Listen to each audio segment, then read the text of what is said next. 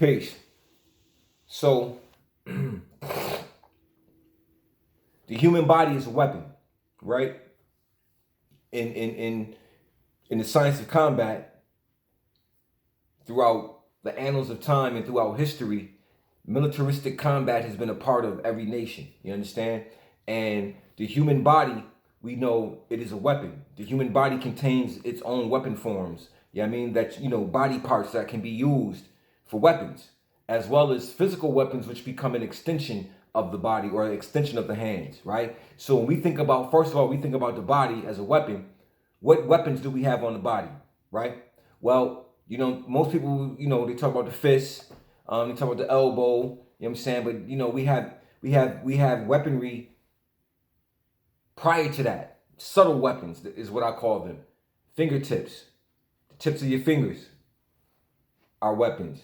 The tips of your fingers can be weapons for vital areas, throat, vital areas, eyes, and so on and so forth. You have a center line, and on your center line you have some vital points on your center line, as well as vital points in your facial, as well as on top of your skull, as well as in the back of the spinal cord from the cerebellum all the way down, in the back, and so on and so forth. Shoulder blades, collars, and whatever. You have vital areas, you have pressure points.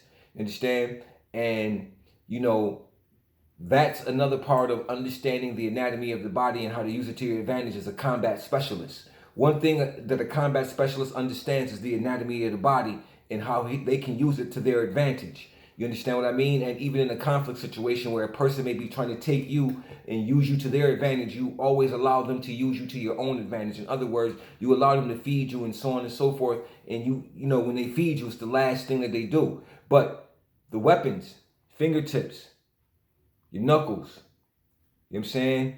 Wrist area, forearm area, elbow area, shoulder area, on both sides of the body. So you got about 14 weapons up top. You understand what I'm saying? You got weapons on the bottom. So we deal with the whole body as a weapon. You understand what I'm saying? The whole body can be utilized in an effective manner. Now, when you add actual weapons to it, you take up the fighting game a little higher, because now you're using some form of weapon. A bladed weapon could be a stick, could be a knife. One of the oldest weapons on the planet is the knife.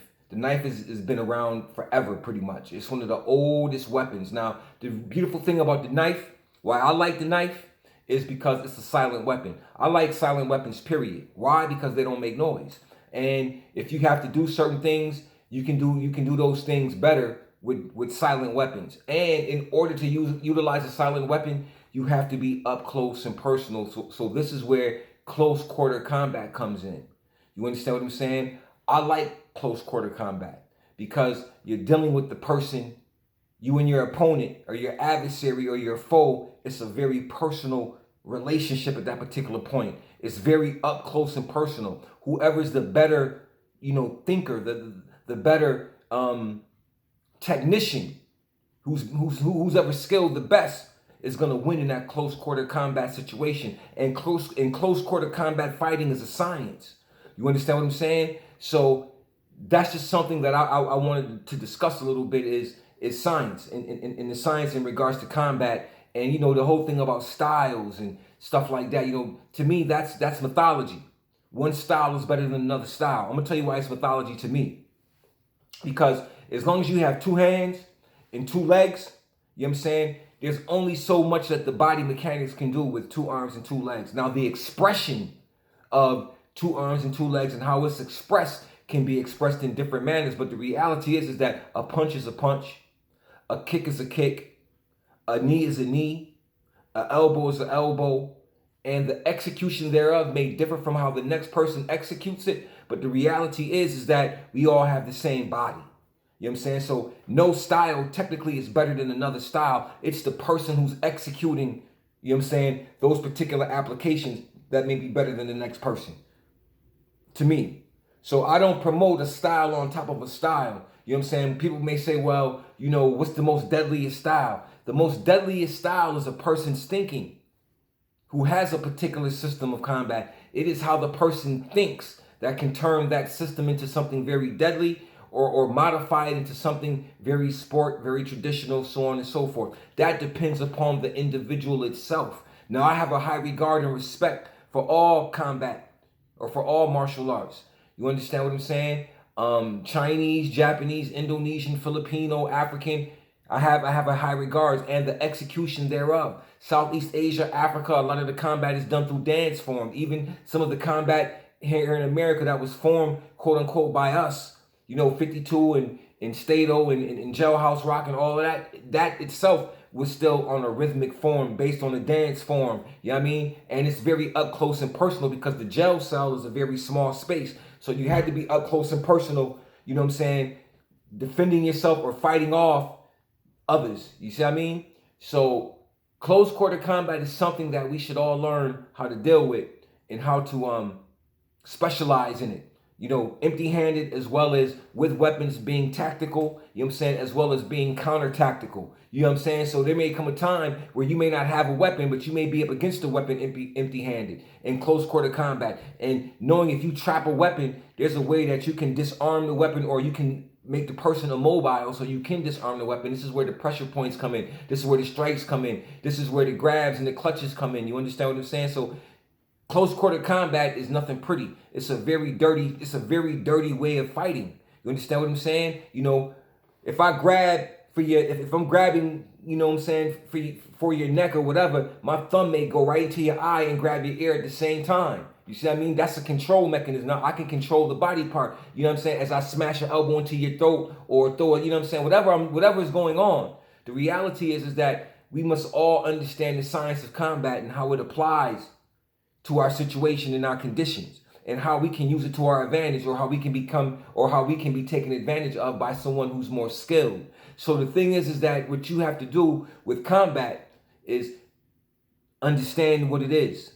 Understand that everything has a scientific measure. Even the person who fights in a wild way, even though they're fighting wild, there is a rhythm to that wildness. And if you can break the rhythm and find the rhythm and create another rhythm, then you will destroy that person quickly. And also knowing and understanding emotional attitude when in a conflict. You can't be angry. You can't let yourself get over frustrated because therefore you can't act in an efficient manner. You know what I'm saying? Because you will be distracted by your own lower vibration. You see what I mean? So close quarter combat is a very serious thing. And I think that if we took more time to understand it, you know what I mean, it would make us put us in a better situation in understanding the vital, the center line of the body and the vital points along the body, the soft areas that you could pop into the eyes. You know what I'm saying? The bridge of the nose right in here, the bridge of the nose, or even smashing it up so the bone of the nose goes into the brain. You have a point right here. That's a hurt that hurts a lot. You have a point right here that hurts. You have the mandible and the jawbone.